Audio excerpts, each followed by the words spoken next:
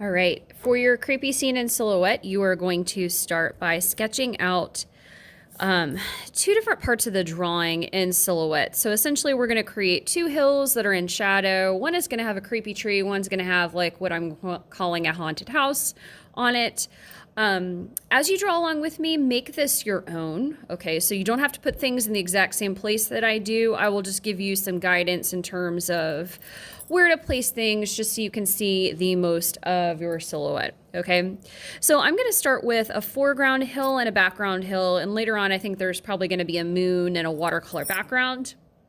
And so when something is in silhouette, what that means is we're seeing it in shadow. Okay, so it's basically a dark shadow with a light source behind it. So we don't see a whole lot of detail in the thing itself. Okay, so think of something completely blacked out. We just see sort of the outline of it, the general shape of it, not a whole lot of detail. Okay, so I'm going to start my drawing by adding one hill that kind of goes like this. Okay. And one hill that goes like this.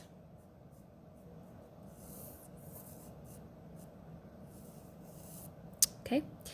And on the hill down here, I think I'm going to put the house. And on the hill up here, I'm going to put the tree. You can reverse these. You can do your own thing. In fact, I totally encourage you to do your own thing. You can use rulers, shape tracers, whatever floats your boat for the haunted house. Okay. The more complicated you make the outline, I think the more interesting it is overall. All right. So I'm going to use part of this one for the house portion. Okay, so I'm actually going to put this right down here.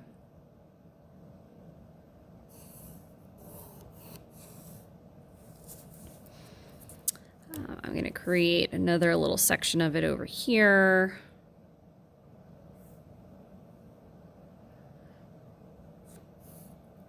I'm going to give it a little tower in the middle, maybe.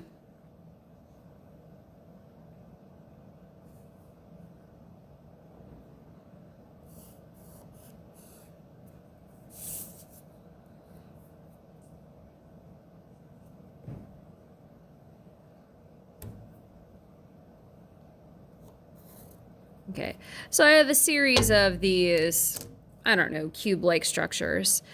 Typically with the haunted house, it has sort of a roof line that looks like this. I'm actually going to do a varied roof line so you can kind of decide what it is, how you want to do it. I'm going to use a flat part here, two parts that kind of go down on either side. For this one, I'm going to make it a triangular roof. For this one, I'm going to do another larger roof like this one.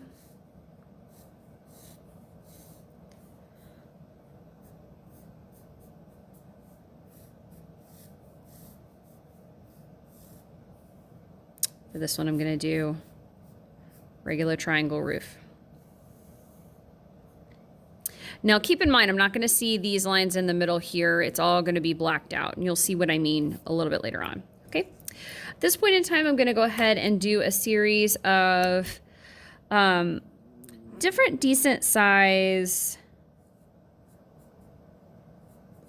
windows.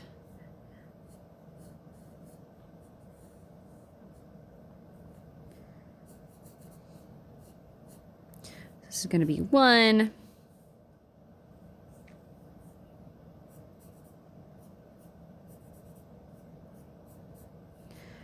I would use a ruler for this. I don't have a ruler on hand right now.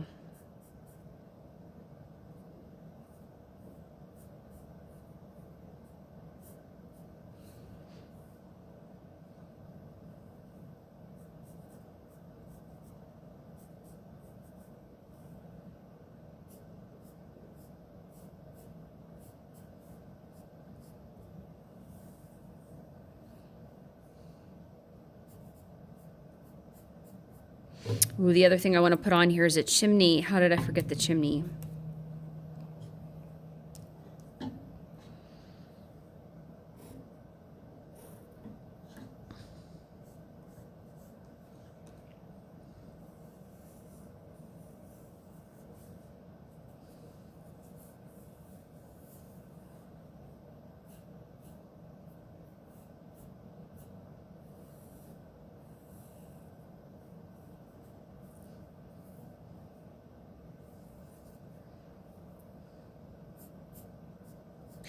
And again, I would use your ruler for these unless you're doing a regular shape.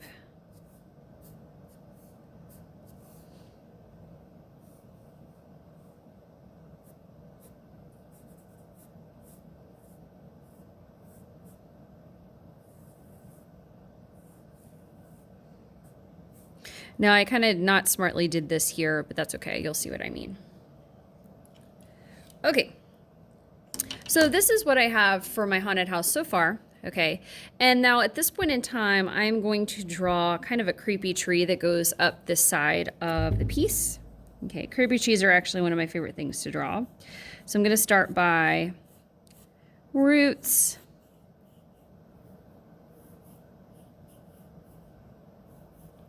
Okay. With the tree trunk, I'm actually going to make it a little wider. Okay. Your creepy tree may have sort of a kind of a gnarly tree trunk. Okay. Trees normally kind of come out in a series of Y shapes. So I'm going to start by making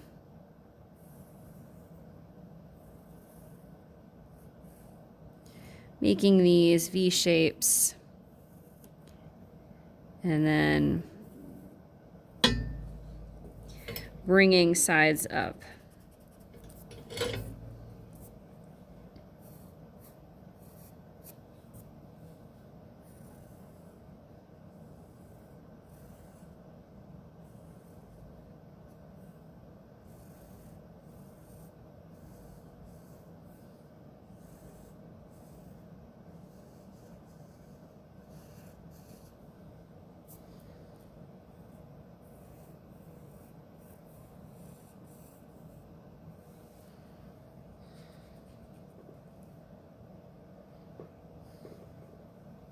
Okay, so this is what I have so far, and at this point I am ready for Sharpie.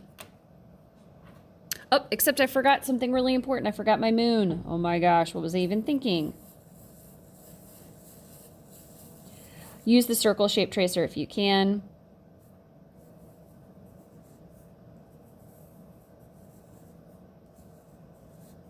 These are some